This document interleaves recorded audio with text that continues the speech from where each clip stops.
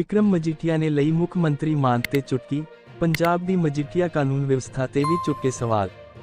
Chandigarh university ਮਾਮਲੇ ਵਿੱਚ ਹੋਣੀ ਚਾਹੀਦੀ ਹੈ ਨਿਰਪੱਖਤਾ ਨਾਲ ਜਾਂਚ। ਬਿਕਰਮ ਮਜੀਠੀਆ। ਸ਼੍ਰੋਮਣੀ ਅਕਾਲੀ ਦਲ ਦੇ ਸੀਨੀਅਰ ਆਗੂ ਤੇ ਸਾਬਕਾ ਕੈਬਨਿਟ ਮੰਤਰੀ ਬਿਕਰਮ ਸਿੰਘ ਮਜੀਠੀਆ ਅੱਜ ਗੁਰਦੁਆਰਾ ਸ੍ਰੀ ਛੇਹਰਟਾ ਸਾਹਿਬ ਪਾਤਸ਼ਾਹੀ 6ਵੀਂ ਵਿਖੇ ਨਤਮਸਤਕ ਹੋਣ ਲਈ ਪੁੱਜੇ। ਇਸ ਮੌਕੇ ਬਿਕਰਮ ਮਜੀਠੀਆ ਨੇ ਇਲਾਹੀ ਬਾਣੀ ਦਾ ਕੀਰਤਨ ਵੀ ਸਰਵਣ ਕੀਤਾ। ਪੱਤਰਕਾਰਾਂ ਨਾਲ ਗੱਲਬਾਤ ਕਰਦੇ ਹੋਏ ਮਜੀਠੀਆ ਨੇ ਇਸ ਮੌਕੇ ਪੰਜਾਬ ਸਰਕਾਰ ਤੇ ਖੁੱਲ੍ਹ ਕੇ ਨਿਸ਼ਾਨੇ ਸਾਧੇ। ਪੰਜਾਬ 'ਚ ਇਸ ਸਮੇਂ ਸਭ ਕੁਝ ਠੀਕ ਨਹੀਂ ਹੈ। ਪਿਛਲੇ 6 ਮਹੀਨਿਆਂ 'ਚ ਪੰਜਾਬ ਦੀ ਕਾਨੂੰਨ ਵਿਵਸਥਾ ਨੂੰ ਵਿਗਾੜਨ ਤੋਂ ਇਲਾਵਾ ਭਗਵੰਤ ਮਾਨ ਦੀ ਸਰਕਾਰ ਨੇ ਕੁਝ ਨਹੀਂ ਕੀਤਾ। ਉਨ੍ਹਾਂ ਕਿਹਾ ਕਿ ਵਿਧਾਨ ਸਭਾ 'ਚ ਮੁੱਖ ਮੰਤਰੀ ਭਗਵੰਤ ਮਾਨ ਅਗਨੀਪਥ ਦਾ ਮਤਾ ਪਾਸ ਕਰਵਾਉਂਦੇ ਹਨ, ਜਦਕਿ ਵਿੱਤ ਮੰਤਰੀ ਹਰਪਾਲ ਚੀਮਾ ਵੱਲੋਂ ਉਸ ਦਾ ਖੰਡਨ ਕੀਤਾ ਜਾਂਦਾ ਹੈ। ਇਸ ਤੋਂ ਸਪਸ਼ਟ ਹੁੰਦਾ ਹੈ ਕਿ ਇਸ ਸਰਕਾਰ ਦਾ ਕੋਈ ਆਪਸੀ ਸਮਝੌਤਾ ਨਹੀਂ ਹੈ। ਮੁੱਖ ਮੰਤਰੀ ਭਗਵੰਤ ਮਾਨ ਦੀ ਜਰਮਨੀ ਤੋਂ ਵਾਪਸੀ 'ਚ ਦੇਰੀ ਹੋਣ ਤੇ ਬੋਲਦੇ ਹੋਏ ਮਜੀਠੀਆ ਨੇ ਕਿਹਾ ਕਿ ਸੋਸ਼ਲ ਮੀਡੀਆ ਅਤੇ ਚੈਨਲਾਂ ਨੇ ਇਹ ਗੱਲ ਰਿਪੋਰਟ ਕੀਤੀ ਕਿ ਵਾਪਸ ਆਉਣ ਤੋਂ ਪਹਿਲਾਂ ਜਹਾਜ਼ ਚੜ੍ਹਨ ਵੇਲੇ ਮੁੱਖ ਮੰਤਰੀ ਵੱਲੋਂ ਕੁਝ ਵੱਧ ਖਾਧਾ ਪੀਤਾ ਗਿਆ, ਜਿਸ ਕਰਕੇ ਏਅਰਲਾਈਨ ਨੇ ਉਨ੍ਹਾਂ ਨੂੰ ਜਹਾਜ਼ ਤੋਂ ਹੇਠਾਂ ਉਤਾਰ ਦਿੱਤਾ। ਮਜੀਠੀਆ ਨੇ ਕਿਹਾ ਕਿ ਇਸੇ ਕਰਕੇ ਉਹ ਵੇਲੇ ਸਿਰ ਦੇਸ਼ ਪੁੱਜ ਨਹੀਂ ਸਕੇ, ਜੋ ਨਮੋਸ਼ੀ ਵਾਲੀ ਗੱਲ ਹੈ। ਮੁੱਖ ਮੰਤਰੀ ਦੇ ਕਾਰਨ ਉਨ੍ਹਾਂ ਦੇ ਸਾਰੇ ਸਟਾਫ ਦਾ ਸਾਮਾਨ ਜਹਾਜ਼ ਤੋਂ ਉਤਾਰ ਦਿੱਤਾ ਗਿਆ। ਮਜੀਠੀਆ ਨੇ ਕਿਹਾ ਕਿ ਪਰਮਾਤਮਾ ਉਨ੍ਹਾਂ ਨੂੰ ਸੁਮਤ ਬਖਸ਼ਣ। ਉਨ੍ਹਾਂ ਕਿਹਾ ਕਿ ਮੁੱਖ ਮੰਤਰੀ ਭਗਵੰਤ ਮਾਨ ਵੱਲੋਂ ਜਰਮਨੀ ਫੇਰੀ ਦੌਰਾਨ BMW ਨੂੰ ਲੈ ਕੇ ਦਿੱਤੇ ਬਿਆਨ ਤੋਂ ਬਾਅਦ ਪੰਜਾਬ 'ਚ ਨਿਵੇਸ਼ ਕਰਨ ਤੋਂ ਸਾਫ਼ ਇਨਕਾਰ ਕਰ ਦਿੱਤਾ। ਮੋਹਾਲੀ ਦੀ ਇੱਕ ਨਿੱਜੀ ਯੂਨੀਵਰਸਿਟੀ 'ਚ ਕੁੜੀਆਂ ਦੀ ਇਤਰਾਜ਼ਯੋਗ ਵੀਡੀਓ ਵਾਇਰਲ ਹੋਣ ਦੇ ਮਾਮਲੇ 'ਚ ਬੋਲਦੇ ਹੋਏ ਮਜੀਠੀਆ ਨੇ ਕਿਹਾ ਕਿ ਇਸ ਮਾਮਲੇ ਦੀ ਪਾਰਦਰਸ਼ੀ ਤਰੀਕੇ ਨਾਲ ਪੂਰੀ ਜਾਂਚ ਹੋਈ ਚਾਹੀਦੀ ਹੈ। ਪੰਜਾਬ 24 ਨਿਊਜ਼ ਤੇ ਅੰਮ੍ਰਿਤਸਰ ਤੋਂ ਸੁਨੀਲ ਖੋਸਲਾ ਦੀ ਰਿਪੋਰਟ। ਧੰਨ ਗੁਰੂ ਗ੍ਰੰਥ ਸਾਹਿਬ ਮਹਾਰਾਜ ਦੇ ਚਰਨਾਂ 'ਚ ਮੇਰੀ ਪੀਰੀ 6ਵੇਂ ਪਾਤਸ਼ਾਹ ਦੀ ਇਹ ਅਪਾਰ ਬਖਸ਼ਿਸ਼ ਵਾਲੀ ਗੁਰੂ ਸਾਹਿਬ ਗੁਰੂ ਅਰਜਨ ਦੇਵ ਜੀ ਮਹਾਰਾਜ ਦੀ ਚਰਨ ਛੋਹ ਪ੍ਰਾਪਤ ਧੰਨ ਧੰਨ ਸ੍ਰੀ ਗੁਰੂ ਹਰਗੋਬਿੰਦ ਸਾਹਿਬ ਮਹਾਰਾਜ ਦੇ ਚਰਨ ਛੋਹ ਪ੍ਰਾਪਤ ਇਸ ਪਵਿੱਤਰ ਧਰਤੀ ਨੂੰ ਜਿੱਥੇ ਨਤਮਸਤਕ ਹੋਣ ਵਾਸਤੇ ਆਏ ਆ। ਦਾਸ ਆਪਣੀਆਂ ਭੁੱਲਾਂ ਬਖਸ਼ਾਉਣ ਵਾਸਤੇ ਆਇਆ। ਗੁਰੂ ਘਰ ਦਾ ਕੂਕਰ ਹੋਣ ਦੇ ਨਾਤੇ ਗੁਰੂ ਦੀ ਬਖਸ਼ਿਸ਼, ਗੁਰੂ ਤੋਂ ਖੈਰ, ਗੁਰੂ ਦੀਆਂ ਖੁਸ਼ੀਆਂ ਲੈਣ ਵਾਸਤੇ ਦਾਸ ਇੱਥੇ ਆਇਆ। ਪਰਮਾਤਮਾ ਦੀ ਅਪਾਰ ਬਖਸ਼ਿਸ਼ ਸਦਾ ਹੀ ਗੁਰੂ ਸਾਹਿਬ ਕਰਦੇ ਆਏ ਆ, ਗਾਂ ਵੀ ਕਰਦੇ ਰਹਿਣ, ਸਮੱਤ ਬਖਸ਼ਦੇ ਰਹਿਣ। ਅਸੀਂ ਭੁੱਲਣਹਾਰ ਹਾਂ, ਸੱਚੇ ਪਾਤਸ਼ਾਹ ਬਖਸ਼ਣਹਾਰ ਆ। ਔਰ ਬੜੀ ਅਪਾਰ ਬਖਸ਼ਿਸ਼ ਸੰਗਤਾਂ ਦੀ ਅਰਦਾਸਾਂ ਬੇਨਤੀਆਂ ਗੁਰੂ ਸਾਹਿਬ ਨੇ ਸੁਣੀਆਂ ਸੀ ਕਿ ਜਿਹੜੇ ਝੂਠੇ ਮੇਰੇ ਤੇ ਕੇਸ ਸਰਕਾਰਾਂ ਨੇ ਤਗੜੇ ਹੋ ਕੇ ਪਾਏ ਸੀ, ਉਹ 'ਤੇ ਆਨਰੇਬਲ ਹਾਈ ਕੋਰਟ, ਮੈਂ ਸਮਝਦਾ ਹਾਈ ਕੋਰਟ 'ਚ ਵੀ ਭਾਵੇਂ ਆਨਰੇਬਲ ਜੱਜ ਸਾਹਿਬਾਨ ਨੇ, ਉਹਨਾਂ 'ਚ ਵੀ ਰੱਬ ਵਸਦਾ। ਪਰਮਾਤਮਾ ਦੀ ਅਪਾਰ ਬਖਸ਼ਿਸ਼ ਹੋਈ। ਇਸ ਲਈ ਗੁਰੂ ਸਾਹਿਬ ਦਾ ਕੋਟਨ ਕੋਟ ਧੰਨਵਾਦ, ਕੋਟਨ ਕੋਟ ਸ਼ੁਕਰਾਨਾ। ਭੁੱਲਾਂ ਬਖਸ਼ਾਉਣ ਦਾ ਮੇਰਾ ਮੁੱਖ ਮਕਸਦ ਸੀ। ਇਸ ਲਈ ਗੁਰੂ ਦੇ ਚਰਨ ਪਰਸ ਕੇ ਗੁਰੂ ਦੀਆਂ ਖੁਸ਼ੀਆਂ ਲੈਣ ਵਾਸਤੇ। ਜਿਹੜਾ ਕੱਲ ਆਮ ਆਦਮੀ ਪਾਰਟੀ ਨੇ ਆਪਣੇ MLA ਸਾਰੇ ਇਕੱਠੇ ਕੀਤੇ ਨੇ, ਮਾਨ ਸਾਹਿਬ ਇੱਥੇ ਨਹੀਂ ਨੇ, ਕੀ ਇਹਨਾਂ ਦੀ ਐਕਸਰਸਾਈਜ਼ ਲੱਗਦੀ ਹੈ ਤੁਹਾਨੂੰ? ਦੇਖੋ, ਆਲ ਇਜ਼ ਨਾਟ ਵੈਲ, ਮੈਂ ਤਾਂ ਇਹ ਕਹਿ ਸਕਦਾ ਹਾਂ। ਭਗਵੰਤ ਮਾਨ ਜੀ ਦੀ ਬਦਲਣ ਦੀ ਗੱਲ ਦੀ ਵੀ ਬੜੀ ਚਰਚਾ ਚੱਲ ਰਹੀ ਆ ਔਰ ਆਪ ਦੇ ਵਿਧਾਇਕ ਅੰਦਰੋਂ ਹੀ ਇਹ ਗੱਲਾਂ ਕਰ ਰਹੇ ਆ। ਜਿਸ ਤਰੀਕੇ ਨਾਲ ਹਰ ਸਟੇਟਮੈਂਟ 'ਚ CM ਦੇ ਉਲਟ ਜਾ ਕੇ ਉਹਨਾਂ ਦੇ ਮੰਤਰੀ ਬਿਆਨ ਦੇ ਰਹੇ ਆ ਜਾਂ ਵੱਖਰੇ ਬਿਆਨ ਦੇ ਰਹੇ ਆ, ਇਹ ਤੋਂ ਸਪਸ਼ਟ ਹੀ ਜਾਪ ਰਿਹਾ ਕਿ ਆਲ ਇਜ਼ ਨਾਟ ਵੈਲ। ਆਲ ਪੰਜਾਬ ਦੇ ਹਾਲਾਤ ਤਾਂ ਇਹ ਆ, all is in the well, ਇਹ ਕਹਿ ਸਕਦੇ। ਔਰ ਚਾਹੇ ਉਹ ਅਗਨੀਪਥ ਸਕੀਮ ਸੀ, ਚਾਹੇ ਉਹ MLA ਦੀ ਖਰੀਦਾ ਫਰੋਖਤ ਦੇ ਚਰਚੇ ਸਨ, ਅੱਜ ਤੱਕ ਕੋਈ FIR ਸਾਹਮਣੇ ਨਹੀਂ ਆਈ।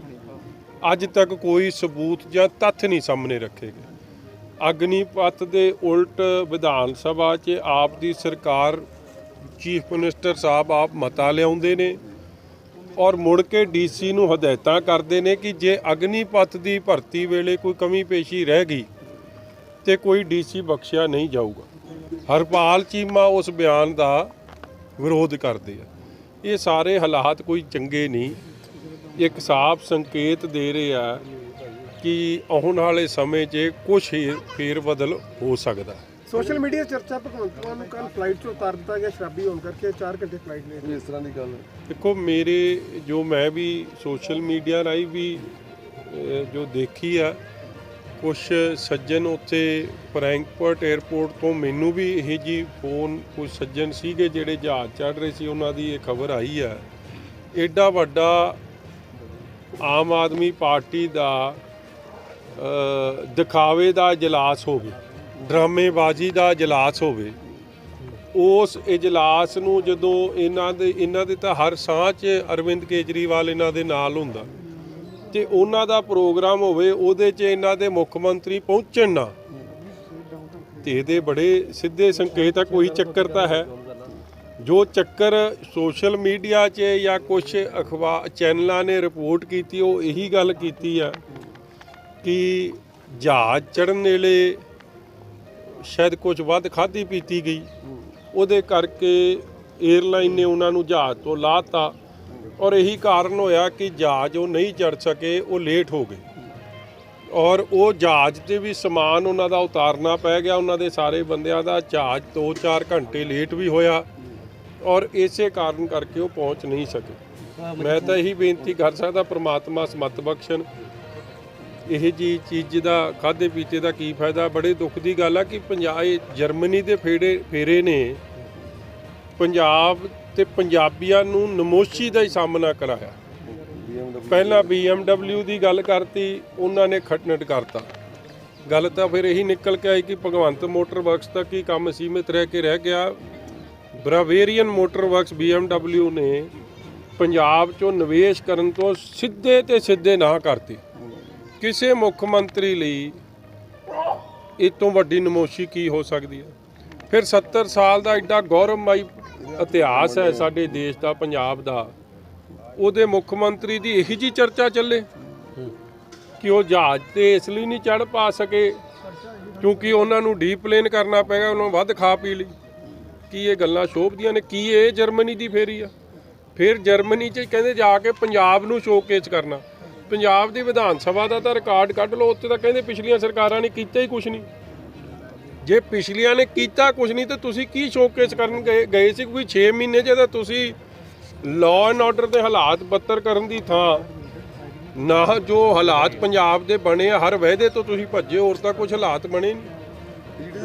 ਜਿਹੜੇ ਇਰੀਗੇਸ਼ਨ ਨੂੰ ਲੈ ਕੇ 2 ਸਾਬਕਾ ਵਜ਼ੀਰਾਂ ਨੂੰ ਸੂਕੋਸ ਨੋਟਿਸ ਆਏ ਨੇ, ਜਨਮੇਜਾ ਸਿੰਘ ਸੇਖੋਂ ਤੇ ਸ਼ਰਨਜੀਤ ਢਿੱਲੋਂ, ਉਹਨਾਂ ਨੂੰ ਕੀ ਕਹਿਣਾ ਚਾਹੁੰਦੇ ਹੋ? ਦੇਖੋ ਇਸ ਤਰ੍ਹਾਂ ਹੈ, ਜਿਹੜਾ ਵੀ ਇਹਨਾਂ ਦਾ ਘਰਾਓ ਕਰਦਾ ਨਾ ਜੀ, ਫਿਰ ਉਹਨਾਂ ਦੇ ਖਿਲਾਫ ਕੋਈ ਨਾ ਕੋਈ ਇਹੋ ਜਿਹੀ ਗੱਲ ਇਹ ਕੱਢਦੇ।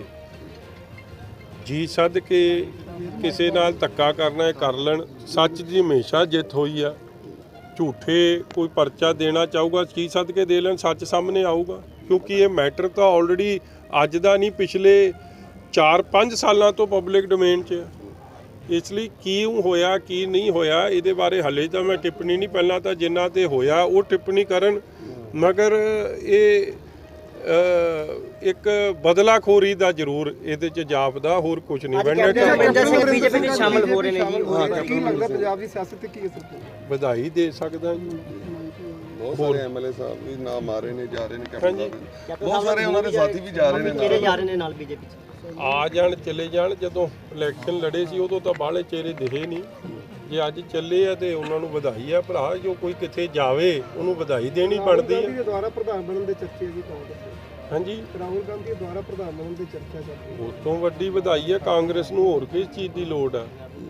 ਜੇ ਸੁਪਨਾ ਵੀ ਪੂਰਾ ਹੋ ਜੇ ਤੇ ਹੋਰ ਕਰੇ ਕੋਈ ਕਸਰ ਤਾਂ ਜਾਣੀ ਨਹੀਂ। ਜਿਹੜਾ ਪੰਜਾਬ ਦਾ ਇੱਕ ਬੜਾ ਸੀਰੀਅਸ ਮੈਟਰ ਹੈ ਚੰਡੀਗੜ੍ਹ ਯੂਨੀਵਰਸਿਟੀ ਦਾ, ਇਹਦੇ ਵਿੱਚ ਜਿਹੜੀ ਇਨਵੈਸਟੀਗੇਸ਼ਨ ਤੁਸੀਂ ਕੀ ਕਹਿਣਾ ਚਾਹੁੰਦੇ ਜਿਹੜਾ ਯੂਨੀਵਰਸਿਟੀ 'ਚ ਆਇਆ? ਦੇਖੋ ਜੋ ਕੁਝ ਚੰਡੀਗੜ੍ਹ ਯੂਨੀਵਰਸਿਟੀ ਦੀ ਜੋ ਖਬਰਾਂ ਵਾਇਰਲ ਹੋਈਆਂ ਨੇ ਉਹ ਪੰਜਾਬ ਵਾਸਤੇ, ਪੰਜਾਬੀਆਂ ਵਾਸਤੇ, ਸਾਡੇ ਸਾਰਿਆਂ ਵਾਸਤੇ ਕੋਈ ਏਡੀ ਗੱਲ ਵਧੀਆ ਨਹੀਂ। ਉਹਦੀ ਸਹੀ ਜਾਂਚ ਹੋਣੀ ਚਾਹੀਦੀ। ਧੀਆਂ ਭੈਣਾਂ ਦੀ ਇੱਜ਼ਤਾਂ, ਇਹ ਉਹ ਧਰਤੀ ਆ ਜਿੱਥੇ ਹਮੇਸ਼ਾ ਧੀਆਂ ਭੈਣਾਂ ਦੀ ਇੱਜ਼ਤ ਨੂੰ ਦੇ ਰਾਖੇ ਮੰਨੇ ਗਏ ਆ ਲੋਕ। ਇਸ ਲਈ ਜਦ ਕੋਈ ਬੱਚਾ ਜਾਂ ਬੱਚੀ ਬਾਹਰੋਂ ਪੜ੍ਹਨ ਆਉਂਦਾ ਹੈ ਤੇ ਉਹ ਆਪਦੇ ਆਪ ਨੂੰ ਅਨਸੇਫ ਮਹਿਸੂਸ ਕਰੇ ਜਾਂ ਅਸੁਰੱਖਿਅਤ ਮਹਿਸੂਸ ਕਰੇ, ਇਹ ਕੋਈ ਗੱਲ ਏਡੀ ਵਧੀਆ ਨਹੀਂ ਆ। ਇਸ ਲਈ ਉਹਦੀ ਪ੍ਰੋਪਰ ਜਾਂਚ ਹੋਵੇ। ਜਾਂਚ ਤੋਂ ਮੈਨੂੰ ਇਹ ਵੀ ਪੂਰਾ ਵਿਸ਼ਵਾਸ ਹੈ। ਦੇਖੋ, ਮੈਂ ਸਤਨਾਮ ਸਿੰਘ ਸੰਧੂ ਸਾਹਿਬ ਨੂੰ, ਧਾਲੀਵਾਲ ਸਾਹਿਬ ਨੂੰ ਮੈਂ ਬੜੇ ਲੰਮੇ ਅਰਸੇ ਤੋਂ ਉਹਨਾਂ ਨੂੰ ਵੇਖ ਰਿਹਾ।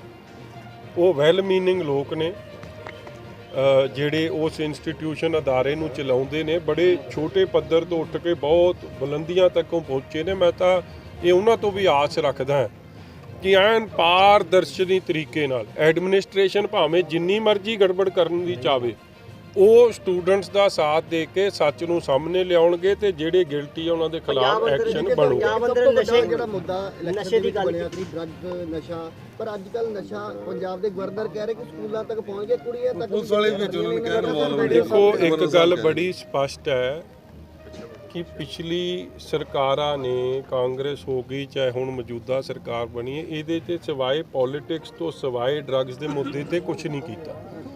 ਅਸਲੀ ਹਾਲਾਤ, ਜ਼ਮੀਨੀ ਹਾਲਾਤ ਤੁਹਾਡੇ ਸਾਹਮਣੇ, ਤੁਸੀਂ ਰੋਜ਼ ਉਹਦੀ ਰਿਪੋਰਟਿੰਗ ਕਰਦੇ ਹੋ। ਔਰ ਗਵਰਨਰ ਸਾਹਿਬ ਦਾ ਇਹਦੇ ਤੇ ਟਿੱਪਣੀ ਦੇਣਾ, ਇਹ ਸਾਰੀ ਟਾਸਕ ਫੋਰਸ ਨੂੰ ਇੱਕ ਅਫਸਰ ਹੈੱਡ ਕਰਦੇ ਆ, ਉਹ ਟਾਸਕ ਫੋਰਸ ਬਣੀ, ਉਹਦਾ ਫੇਲੀਅਰ ਵੀ ਸਾਹਮਣੇ ਦਰਸਾਉਂਦਾ। ਦੇਖੋ, ਮੈਂ ਆਪਦੇ ਉਸ ਰਿਸ਼ਤੇਦਾਰ ਬਾਰੇ ਕੋਈ ਟਿੱਪਣੀ ਨਹੀਂ ਕਰਨੀ, ਮਗਰ ਉਹਦੀ ਕਾਰਗੁਜ਼ਾਰੀ ਤੇ ਸਿੱਧੇ ਸਵਾਲ ਹੋਰ ਕੋਈ ਨਹੀਂ, ਆਨਰੇਬਲ ਗਵਰਨਰ ਸਾਹਿਬ ਉਠਾ ਰਹੇ ਆ, ਪੰਜਾਬ ਦੇ ਲੋਕ ਉਠਾ ਰਹੇ। ਇਸ ਲਈ ਇਹ ਬਹੁਤ ਵੱਡੀ ਫੇਲੀਅਰ ਔਰ ਦੁੱਖ ਦਾ ਗੱਲ ਹੈ ਕਿ ਇਹਦੇ ਤੇ ਪੋਲਿਟਿਕਸ ਨਹੀਂ ਹੋਣੀ ਚਾਹੀਦੀ।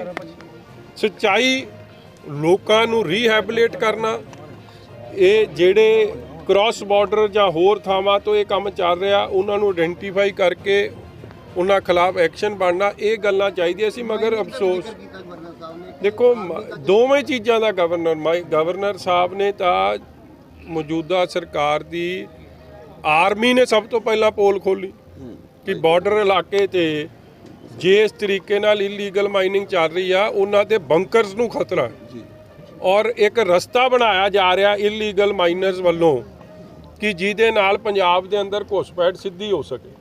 ਸੋ ਇਹਦੇ 'ਚ ਸਿੱਧਾ ਤੇ ਸਿੱਧਾ ਫੇਲੀਅਰ ਸਰਕਾਰ ਦਾ। ਔਰ ਡਰੱਗਸ ਦੇ ਮਾਮਲੇ ਤੇ ਮੈਂ ਤੁਹਾਨੂੰ ਸਪਸ਼ਟ ਹੀ ਕਰਤਾ, ਜਿਹੜੇ ਐਸਟੀਐਫ ਬਣੇ ਹੈੱਡ, ਜਿਨ੍ਹਾਂ ਨੇ 2 ਸਰਕਾਰਾਂ ਦਾ ਨਿੱਘ ਹੰਢਾ ਲਿਆ, ਇਹ ਸਵਾਲ ਉਹਨਾਂ ਦੀ ਕਾਰਗੁਜ਼ਾਰੀ ਤੇ ਸਿੱਧੀ ਪੈਦਾ ਹੋ ਗਏ। ਔਰ ਕੌਣ ਰਿਹਾ? ਲੋਕ ਵੀ ਕਰ ਰਹੇ ਆ, ਗਵਰਨਰ ਵੀ ਕਰ ਰਹੇ, ਫੇਲੀਅਰ ਉਹਨਾਂ ਦੀ ਹੈ। ਇੱਕ ਪੋਲੀਟੀਕਲ ਲਾਸਟ ਸਵਾਲ ਹੈ ਕਿ ਸਿੱਧੂ ਮੂਸੇਵਾਲਾ ਸਾਹਿਬ ਦਾ ਜਿਹੜਾ ਮਰਡਰ ਹੈ, ਉਹ 'ਚ ਕੋਈ ਹੁਣ ਕਹਿ ਰਹੇ ਜੀ ਪੋਲੀਟੀਕਲ ਕੋਈ ਆਗੂ ਦੀ ਗ੍ਰਿਫਤਾਰੀ ਆ, ਹਥਿਆਰਾਂ ਦੇ ਵੈਪਨ। ਦੇਖੋ, ਮੈਂ ਕੋਈ ਹੇਅਰ ਸੇ ਤੇ ਮੈਂ ਟਿੱਪਣੀ ਨਹੀਂ ਕਰ ਸਕਦਾ। ਕੀ ਤੱਥ ਸਾਹਮਣੇ ਆਉਣਗੇ, ਕੀ ਗੱਲ ਹੈ, ਉਦੋਂ ਹੀ ਕਿਹਾ ਜਾ ਸਕਦਾ ਹੈ। ਇਸ ਲਈ ਇਹ ਸਵਾਲ ਉਦੋਂ ਕਰੋ ਜਦ ਕੋਈ ਗੱਲ ਆਊਗੀ। ਐਵੇਂ ਇੱਥੇ ਕੋਈ ਸਵਾਲ। Thank you.